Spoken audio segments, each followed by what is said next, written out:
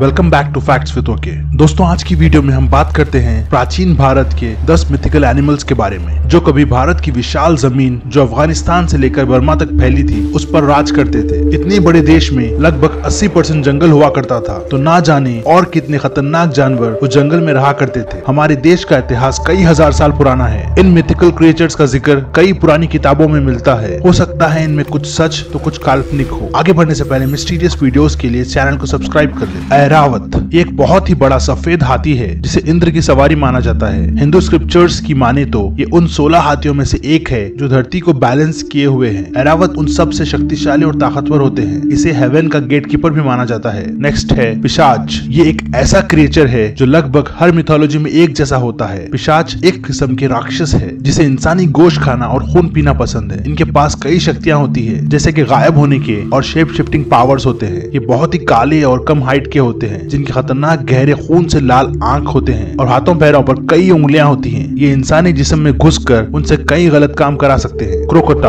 एक ऐसा जानवर था जो दिखने में एक कुत्ते की तरह था लेकिन बहुत वाइल्ड और साइज में 3 गुना बड़ा होता था। ये माना जाता है कि ये इंडस वैली सिविलाइजेशन के दौर में पाए जाते थे। ये इंसानों की भी आवाज निकाल सकते थे जो जंगल में भटकते इंसानों को अपनी ओर खींचकर उनका शिकार करते थे। आही एक बहुत बड़ा सांप था जो हिमालय के पहाड़ों में रहता था। इसे इंद्र का दुश्मन माना जाता है। ऐसा माना जाता है कि अगर ये किसी नदी को पार करना चाहे तो इसके साइज की वजह से उस नदी का पानी रुक जाता था। जिनमेंजू ये एक पेड़ हुआ करता था। इसे मिथिकल क्रिएचर इसलिए कहा जा सकता है क्योंकि इस पेड़ के हर फल इंसानों की तरह दिखाई देता था। हर एक फल पर हाथ, पैर और चेहरा होता था जो मुसाफिरों को देखकर हंसता था। जिनमेंजू नॉर्थ इंडिया और चाइना में पाया जाता था। वानर इस क्रिएचर के कई और नाम हैं जैसे कि वानर या बिग फुट या येती। ये माना जाता है कि वानर किष्किंधा पर राज किया करते थे जिनके लीडर थे सुग्रीव। इनका जिक्र रामायण में भी मिलता है जो साइज में बहुत विशाल हुआ करते थे जो 10 फीट तक हो सकते थे। लोग आज भी हिमालय के पहाड़ों में इन्हें देखे जाने के दावे करते हैं।